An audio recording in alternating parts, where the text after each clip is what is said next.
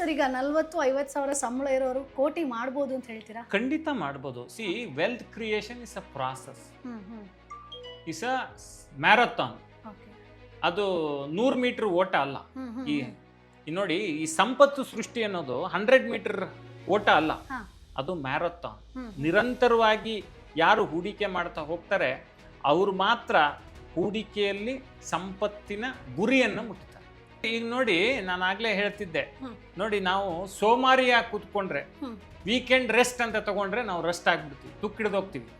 ನಾವು ತುಕ್ ಹಿಡಿಬಾರ್ದು ಅಂದ್ರೆ, ನಾವು ರೆಲೆವೆಂಟ್ ಆಗಿರ್ಬೇಕು ಅಂದ್ರೆ ನಾವು ಲರ್ನಿಂಗ್ ಅಂಡ್ ಅರ್ನಿಂಗ್ ವೀಕೆಂಡ್ಗಳಾಗಿ ನಮ್ಮ ವೀಕೆಂಡ್ಗಳನ್ನ ಕೆರಿಯರ್ನ ಆರಂಭಿಕ ಹಂತದಲ್ಲಿ ಪರಿವರ್ತಿಸ್ಕೊಳ್ಬೇಕು. ನಾನು ಫ್ಯಾಮಿಲಿಗೆ ಸಮಯ ಕೊಡಬೇಡಿ ಅಂತ ಹೇಳ್ತಿಲ್ಲ.